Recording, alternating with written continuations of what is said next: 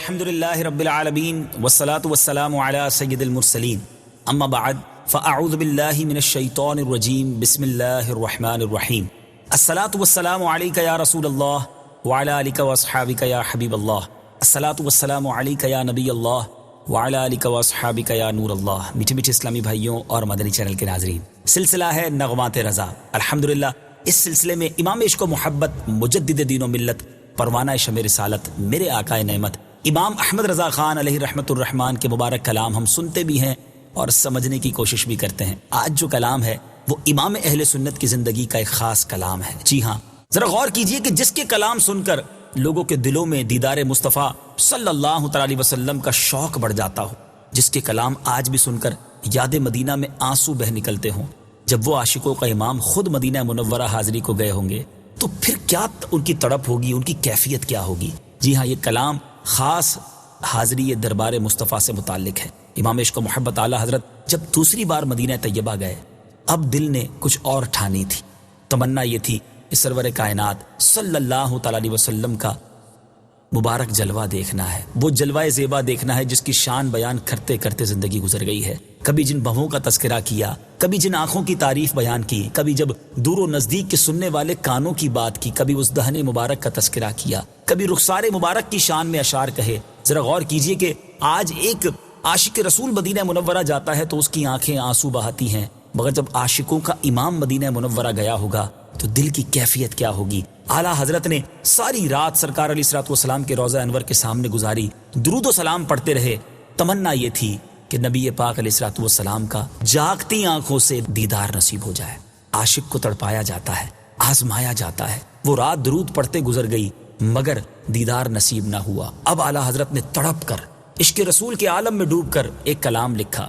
آج وہی کلام ہم نے سننا ہے، اور یہ کلام گویا دربار رسالت صلی اللہ تعالی علیہ وسلم کا مقبول کلام ہے، کیونکہ امام اہل سنت نے جب یہ کلام لکھا اور اس کلام میں جو کمال کیا، جو بکتا لکھا، وہ کہتے ہیں نا بالکل ٹوٹ کر عاجزی اور انکساری میں دربار مصطفیٰ صلی اللہ تعالی علیہ وسلم کے سامنے بچ کر لکھا کہ کوئی کیوں پوچھے تیری بات رضا، تجھ سے کتے ہزار پھرتے ہیں۔ اتنی انکساری کی کہ تیری اب کوئی ویلیو نہیں، تیرے جیسے تو بہت سارے یہاں پر ہیں، مگر عاشق کو تڑپانا مقصود تھا۔ جب یہ دل سے صدا نکلی تو نبی پاک علیہ الصلوۃ والسلام نے کیسا کرم کیا کہ سر کی آنکھوں سے، یعنی بیداری کے عالم میں، امام عشق و محبت اعلیٰ حضرت نے میرے آقا کا دیدار کیا۔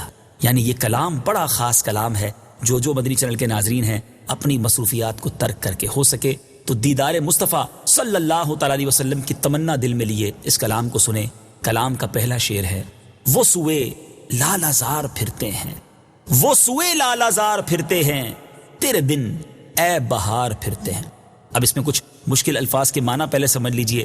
سوئے یعنی طرف، لالا زار باغ کو بھی کہتے ہیں اور خاص قسم کے ایک پھول کو بھی لالا کہتے ہیں، جو نہایت خوبصورت 4 پتیوں والا سرخ رنگ کا جس میں سیاہ داغ ہوتا ہے۔ اچھا، اب یہاں اعلیٰ حضرت امام اہل سنت کہنا کیا چاہ رہے ہیں کہ اے موسم بہار، وہ دیکھ میرے آقا باغ کی طرف خرامہ خرامہ جا رہے ہیں، تو اب خوش ہو جا کہ تیرے اوپر اصل بہار کا وقت آنے ہی والا ہے۔ سبحان اللہ، گویا نبی پاک علیہ الصلوۃ والسلام اگر کسی باغ کا رخ فرما لیں، لالا زار کی طرف آ جائیں تو بہار کے بھی دن پھر جاتے ہیں، کیونکہ بڑی خوبصورت بات مفتی اعظم ہند مصطفیٰ رضا خان صاحب لکھتے ہیں نا، بہار جاں فضا تم ہو، نسیم گل ستاں تم ہو، بہار باغ رضواں تم سے ہے، زیب جنا تم ہو۔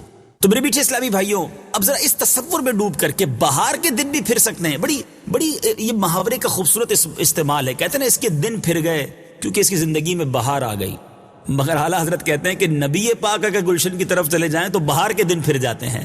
کیا شان امام اہل سنت کی مدینہ منورہ کی حاضری کا تصور جما کر، سرکار علیہ الصلوۃ والسلام کے دربار کی حاضری کا تصور جما کر اس کلام کو سننا ہے۔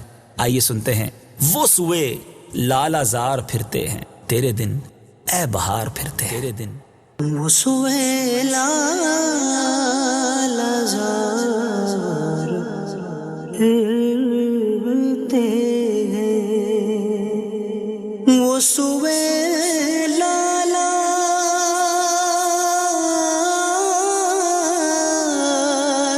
آزار پھرتے ہیں، وہ سوئے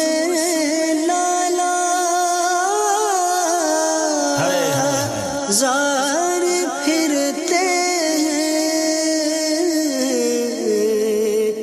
تیرے دن اے بہار واہ واہ واہ، تیرے دن اے بہار پھرتے واہ واہ، سبحان اللہ سبحان اللہ۔ اعلیٰ حضرت نے لفظ پھرنے کو کتنے پیارے انداز میں کئی مقامات پر استعمال کیا، تیرے دن اے بہار پھرتے ہیں۔ اب اگلے شعر میں پھرنا ہی استعمال کیا، مگر اس پھرنے کو کس پیارے انداز میں استعمال کیا، لکھتے ہیں جو تیرے در سے یار پھرتے ہیں، در بدر یوں ہی خار پھرتے ہیں۔ یہاں پھرنے سے مراد ہے کہ نبی پاک کے در سے لوٹنا۔ در بدر کے معنی ہے کہ ٹھوکریں کھاتا ہے انسان، کبھی ایک دروازے پر کبھی دوسرے دروازے پر، اور خار کے معنی ہے ذلیل ہو جاتا ہے۔ اعلیٰ حضرت گویا سمجھا رہے ہیں کہ دیکھو پیارے آقا کے در پر جا کر واپس نہیں آنا، بس اسی در کے ہو جائیں۔ یہاں اس سے مراد یہ بھی ہو سکتی ہے کہ سرکار علیہ الصلوۃ والسلام کی سچی غلامی اختیار کر لی جائے، ان کی سنت سے منہ موڑ کر، ان کے طریقے سے دور ہٹ کر، فقط خاری ہے، ضلالت ہے، در بدر کی ٹھوکریں ہیں۔ آقا کا دامن تھام لو، دنیا میں بھی خیر ہے، آخرت میں بھی خیر ہے۔ ایک اعلیٰ حضرت اپنے ہی ایک اور شعر میں سمجھاتے ہیں نا، ٹھوکریں کھاتے رہو گے ان کے در پر پڑ رہو، قافلہ تو اے رضا اول گیا آخر گیا۔ تو نبی پاک کی اللہ تبارک و تعالی ہمیں سچی غلامی عطا فرمائے اور مدینہ جانا نصیب فرمائے، تو مدینہ منورہ ہی میں ایمان اور عافیت کے ساتھ رہنا بھی اور وہیں کی شہادت والی موت بھی عطا فرمائے۔ کیا لکھتے ہیں؟ جو تیرے در سے یار پھرتے ہیں، در بدر یوں ہی خار پھرتے ہیں، یوں ہی جو خار تیرے در سے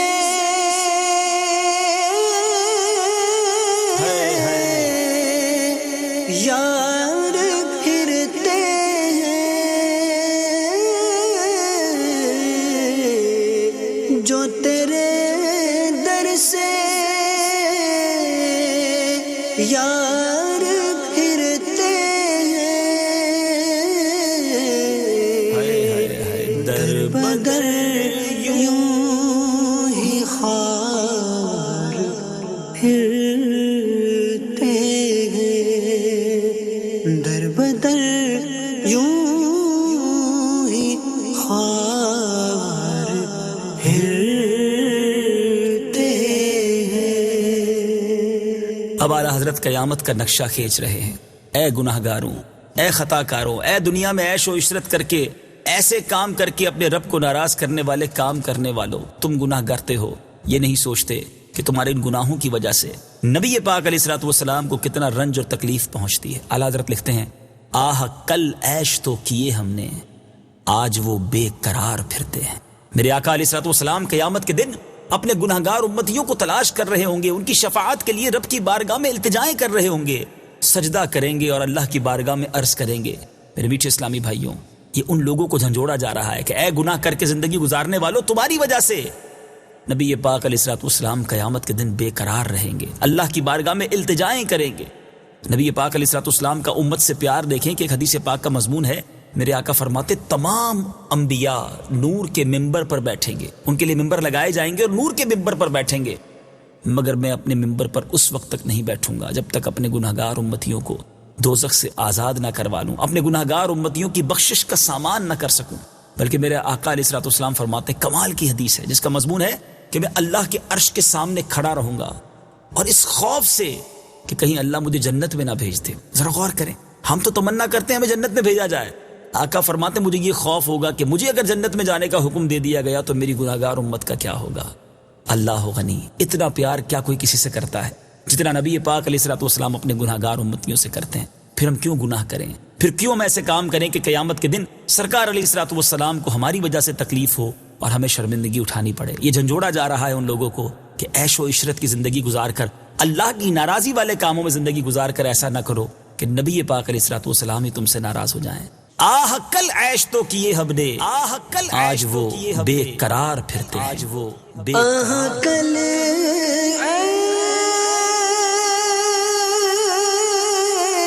عیش تو کیے غم نے، آہ کل عیش تو کیے ہم نے،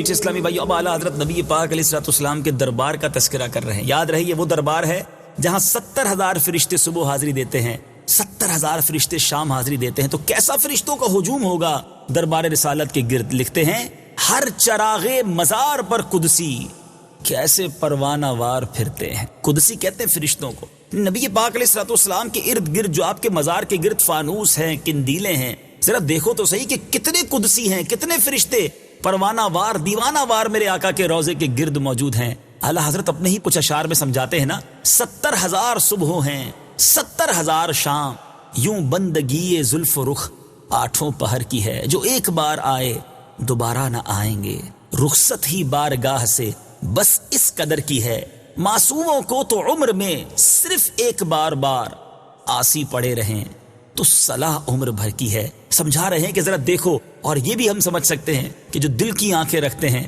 وہ دربار رسالت کے گرد فرشتوں کو بھی دیکھ لیا کرتے ہیں۔ کیا معلوم اعلیٰ حضرت نے ان فرشتوں کا دیدار کر کے یہ شعر لکھا ہو، ہر چراغ مزار پر قدسی کیسے پروانہ وار پھرتے ہیں، کیسے پروانہ وار چراغ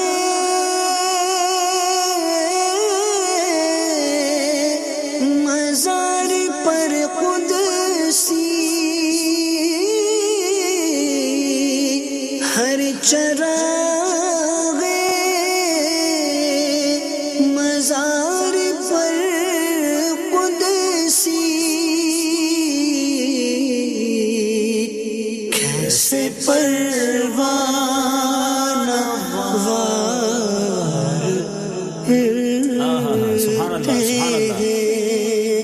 کیسے پروانہ وار پھرتے ہیں۔ اللہ اللہ اللہ، اس کلام کا ایک شاندار شعر۔ جب بھی مدینہ منورہ کا تصور جمتا ہے، جب بھی اس گلی میں دامن پھیلانے کا جی چاہتا ہے، کیا بات ہے شعر کی، ایمان تازہ ہو جاتا ہے۔ اعلیٰ حضرت لکھتے ہیں اس گلی کا گدا ہوں میں جس میں مانگتے تاجدار پھرتے ہیں۔ گدا کہتے ہیں فقیر کو، کہتے ہیں میں نبی پاک علیہ الصلوۃ والسلام یعنی اس در کا فقیر ہوں۔ میں اکیلا فقیر نہیں بلکہ وہاں تو تاجدار بھی مانگتے نظر آتے ہیں، اور یہ منظر صدیوں سے جاری ہے۔ دنیا بھر کے بادشاہوں نے اپنے لیے سعادت سمجھا نبی پاک کے در پر حاضری دے کر وہاں کی فقیری، وہاں کی گدائی اختیار کرنا، وہاں خیرات طلب کرنا، اور یہ منظر آج بھی دیکھا جا سکتا ہے کہ دنیا بھر کے بادشاہ، دنیا بھر کے وزراء، دنیا بھر کے عمراء جن کو دنیا میں بڑا مقام ہے، مگر جب دربار رسالت میں حاضر ہوتے ہیں تو ایک بھکاری کی مانند، ایک فقیر کی مانند، ایک نیاز مند کی مانند حاضر ہوتے ہیں، اور یہ منظر دیکھ کر بے ساختہ اعلیٰ حضرت کا یہ شعر بھی یاد آ جاتا ہے اور ایمان بھی تازہ ہو جاتا ہے کہ اس در کی گدائی کی کیا بات ہے۔ ایک اور جگہ لکھتے ہیں نا ایک شاعر، تختے سکندری پر وہ تھوکتے نہیں ہے، بستر لگا ہوا ہے جن کا تیری گلی میں۔ اللہ ہمیں نبی پاک علیہ الصلوۃ والسلام کے در کی سچی گدائی عطا فرمائے۔ کیا لکھتے ہیں؟ اس گلی کا گدا ہوں میں جس میں مانگتے تاجدار پھرتے ہیں، اس گلی کا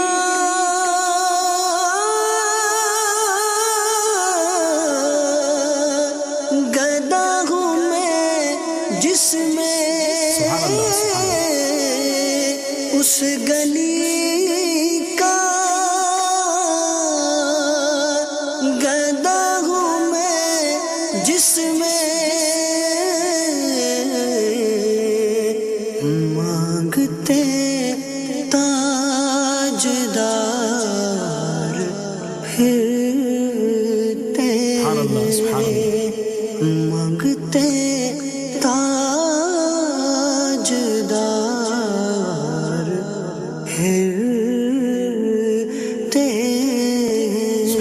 سبحان اللہ۔ اب جو شعر ہے وہ کمال کی بات کی ہے۔ اعلیٰ حضرت نے غار ثور کا تذکرہ کیا۔ اعلیٰ حضرت لکھتے ہیں جان ہے جان کیا نظر آئے، جان ہے جان کیا نظر آئے، کیوں عدو گرد غار پھرتے ہیں۔ عدو کہتے ہیں دشمن کو۔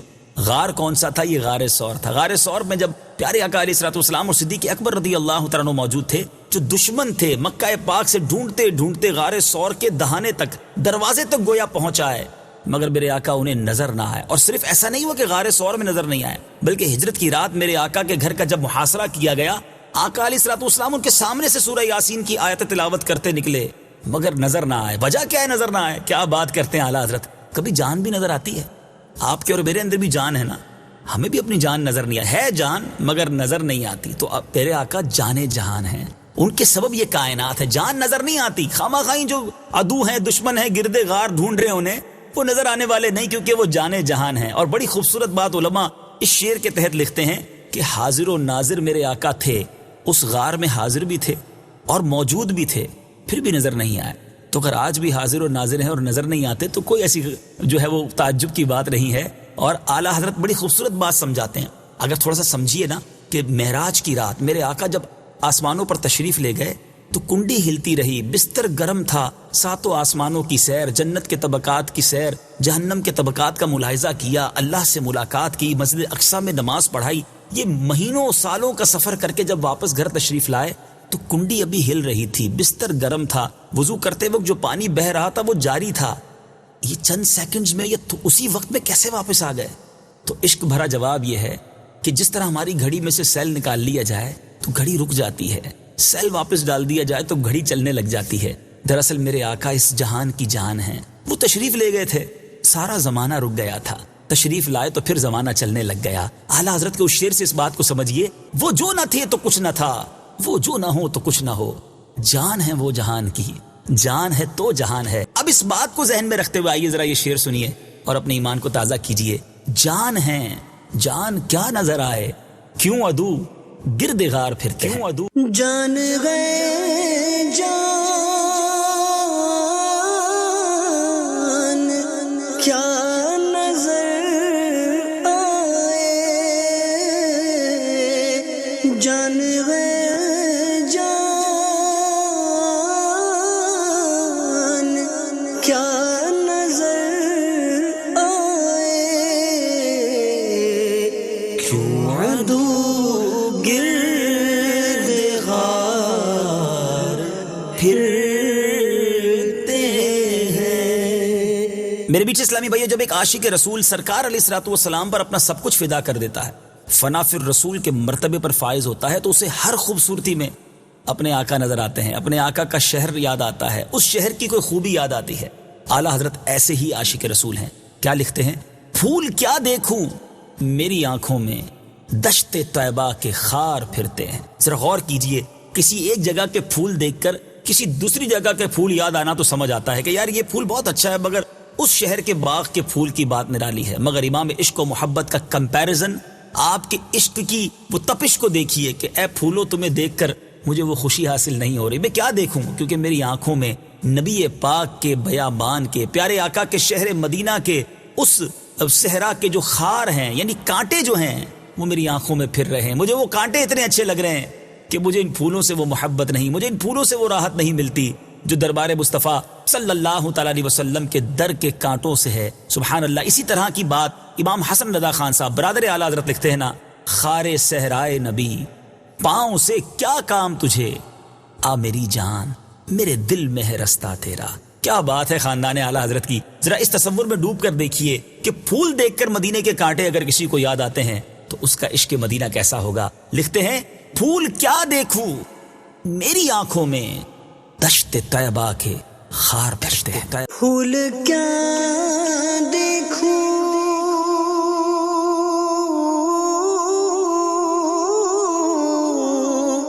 میری آنکھوں میں, پھول کیا دیکھوں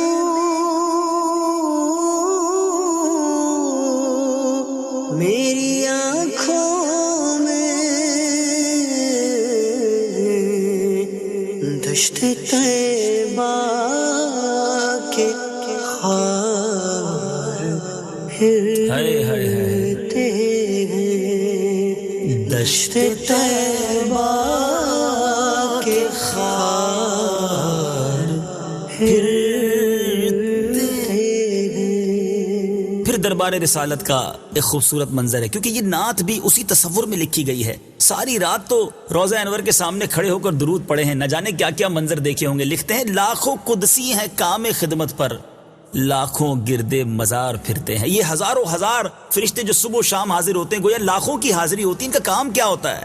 وہ گردے مزار پھر رہے ہوتے ہیں, خدمت بجا لا رہے ہوتے ہیں, درود کے گلدستے پیش کر رہے ہوتے ہیں. دیکھیں نا, قرآن بھی کہتا ہے گویا اللہ اور اس کے فرشتے اس غیب بتانے والے نبی پر درود و سلام بھیج رہے ہیں. ایمان والو تم بھی شامل ہو جاؤ. بس ذرا غور کیجیے, ہمیں بھی حکم دیا جا رہا ہے کہ درود و سلام پڑھنے میں شامل ہو جائیں, کیونکہ یہ فرشتے سارے اسی کام میں مصروف ہیں. تو لاکھوں قدسی ہیں کام خدمت پر. قدسی فرشتوں کو کہتے ہیں, ان کا کام کیا ہے؟ خدمت کر رہے ہیں, وہاں درود و سلام بھیج رہے ہیں, سرکار علیہ الصلوۃ والسلام کی بارگاہ میں سلام بھیج رہے ہیں, اور لاکھوں گردے بازار پھرتے ہیں. کیا منظر پیش کیا ہے. لاکھوں قدسی ہیں کام خدمت پر, لاکھوں گردے بازار پھرتے ہیں. لاکھوں قدسی ہیں کام خدمت پر, لاکھوں قدسی ہیں کام خدمت پر, لاکھوں گردے مزار پھرتے ہیں, لاکھوں گردے مزار پھرتے ہیں. اعلیٰ حضرت کے کلاموں کی ایک اور شاندار بات یہ ہے کہ کہیں تو نبی پاک کے عشق میں رلاتے ہیں, کہیں یاد مدینہ میں تڑپاتے ہیں, کبھی آخرت کی یاد دلاتے ہیں, کبھی گناہوں سے جھنجھوڑتے ہیں, اور کبھی قبر کی یاد بھی دلاتے ہیں. جی ہاں, بات ہو رہی ہے مدینے کی, بات ہو رہی ہے دربار مصطفیٰ کی, مگر اس میں بھی نصیحت کا کیا شاندار شعر عطا فرمایا. فرماتے ہیں ہائے غافل وہ کیا جگہ ہے جہاں 5 جاتے ہیں 4 پھرتے ہیں. کیا کہہ رہے ہیں؟ اے مسلمانوں, اے سرکار علیہ الصلوۃ والسلام کے عاشقوں, ذرا غور کرو. دنیا میں سب کچھ صرف دنیا ہی بنانے کے لیے نہ جیو, کیونکہ اس دنیا سے جانا بھی ہے. ذرا اس قبر کو یاد کرو, اس قبرستان کو یاد کرو. جب جاتے تو 5 ہیں, 4 کاندھا دینے والے اور 1 بردہ, مگر اس اکیلے کو اندھیری قبر تلے اتار کر واپس آ جاتے ہیں. کبھی یاد کیا آج نرم نرم بستر پر سونے والا یہ سوچے کہ مجھے اس قبر میں جا کر بھی لیٹنا ہے, وہ قبر کیسی ہوگی؟ آج ہوادار گھروں میں رہنے والا سوچے کہ اگر اس قبر میں ہوا نہ ہوئی, وہ قبر روشن نہ ہوئی تو میرا کیا بنے گا؟ مجھے اور آپ کو ایسے اعمال اپنانے ہیں کہ دنیا بھی اچھی ہو تو آخرت بھی اچھی ہو جائے, اللہ راضی ہو جائے, وہ قبر جنت کا باغ بن جائے. اعلیٰ حضرت ہمیں جھنجھوڑ رہے ہیں کہ یہ دیکھو دنیا میں رہ کر قبر کو نہ بھول جانا. ہائے غافل وہ کیا جگہ ہے جہاں 5 جاتے ہیں 4 پھر 5 جاتے ہیں. ہائے غافل وہ کیا جگہ ہے جہاں, ہائے غافل وہ کیا جگہ ہے جہاں 5 جاتے ہیں 4 پھرتے ہیں, 5 جاتے ہیں 4 پھرتے ہیں. سبحان اللہ سبحان اللہ. میرے میٹھے اسلامی بھائیوں, اب بات ہوگی اس عظیم شعر کی کہ جو مقطع ہے اس کلام کا, اور یقین جانے یہ مقطع پڑھتے ہی جس کو کہنا کہ انسان کے رونگٹے کھڑے ہو جاتے ہیں کہ امام عشق و محبت نے نبی پاک علیہ الصلوۃ والسلام کے دربار میں انداز اختیار کیا. تو کیا اختیار کیا؟ ہمیں سکھا رہے ہیں کہ دربار رسالت میں جب بات ہوگی تو دیوانگی کے عالم میں ہوگی, سب کچھ قربان کر کے ہوگی. بریلی کے تاجدار نے اپنے آپ کو جو کچھ کہا, ہماری زبان پر تو وہ لانا بھی بڑا مشکل ہے, لیکن بتانا مقصود ہے کہ اتنا بڑا امام نبی پاک علیہ الصلوۃ والسلام کے دربار میں جب گفتگو ہوگی, عرض و معروض ہوگی, تو کس انداز میں, کس انکساری کے ساتھ ہوگی. اعلیٰ حضرت نے کیا لکھا؟ کوئی کیوں پوچھے تیری بات رضا, تجھ سے کتے 1000 پھرتے ہیں. ہم تو یہ کہیں گے کہ تجھ سے شیدا 1000 پھرتے ہیں, لیکن یہ پتہ بھی ہونا چاہیے کہ اعلیٰ حضرت کی عاجزی کیا ہے, اعلیٰ حضرت کی انکساری کیا ہے. اور جب اس درد کے عالم میں پکارا تو کہتے ہیں نا, ہجر نبی میں آہ کہاں بے اثر گئی, تڑپے جو ہم یہاں تو مدینے خبر گئی. جب یہ شعر لکھا اعلیٰ حضرت نے, یعنی کچھ اس طرح عرض کیا کہ یا رسول اللہ میری کیا اوقات آپ کے در پہ, میری کوئی بات کیوں پوچھے گا, میرے جیسے تو بہت سارے ہیں آپ کے در پر غلام. یہ وہ انکساری تھی. تو نبی پاک کو کیسا پیار, کیسا رحم, کیسا کرم فرمایا میرے آقا نے کہ جاگتی آنکھوں سے بیداری کے عالم میں اعلیٰ حضرت نے نبی پاک علیہ الصلوۃ والسلام کا دیدار کیا. آئیے, اے کاش اس شعر کی برکت سے, اے کاش کبھی ایسا بھی ہو خواب میں میرے ہوں جس کی غلامی میں وہ آقا نظر آئے. ہم کیا تمنا کریں, اعلیٰ حضرت کا ہی صدقہ پیش کرتے ہیں نبی پاک علیہ الصلوۃ والسلام کو کہ للہ ادھر بھی کوئی پھیرا, اے شمع جمال مصطفی، آنکھیں تیری راہ تک رہی ہیں اے شمع جمال مصطفی، آنکھوں میں چمک کے دل میں آ جا اے شمع جمال مصطفی۔ دیدار مصطفیٰ کی تڑپ اور یاد میں ذرا یہ شعر سنیے۔ کوئی کیوں پوچھے تیری بات رضا، تجھ سے شیدا ہزار پھرتے ہیں، تجھ سے شیدا کوئی کیوں پوچھے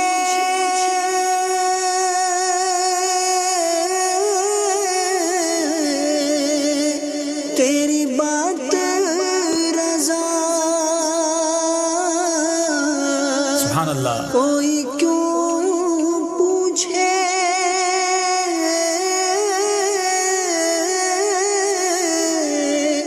تیری بات رضا، تجھ سے شیدا ہزار پھرتے ہیں، تجھ سے شیدا ہزار پھرتے ہیں۔ سبحان اللہ، سبحان اللہ۔ اللہ تبارک و تعالیٰ اس کلام کی برکتیں ہم سب کو عطا فرمائے۔ انشاءاللہ اگلے سلسلے لغوات رضا میں ایک اور کلام کسی اور نعت خواں اسلامی بھائی کے ساتھ، اور انشاءاللہ اس کے بارے میں کچھ مدنی پھول پیش کریں گے۔ میرے میٹھے اسلامی بھائیوں، اعلیٰ حضرت کا پیغام یہی ہے کہ نبی پاک علیہ الصلوۃ والسلام سے سچی محبت کی جائے۔ اعلیٰ حضرت کا پیغام کیا ہے؟ خود اعلیٰ حضرت کہتے ہیں، جو نہ بھولا ہم غریبوں کو رضا، یاد اس کی اپنی عادت کیجیے۔ یاد مصطفیٰ کو دل میں مزید بڑھانے کے لیے مدنی چینل دیکھتے رہیے۔ صلو علی الحبیب صلی اللہ تعالی علی محمد صلی اللہ علیہ وسلم۔